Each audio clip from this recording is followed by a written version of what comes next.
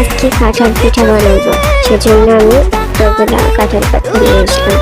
আমি কখনো বানাইনি, কখনো খাইনি, এই প্রথমবার ট্রাই করতেছি, দেখি কেমন হয়।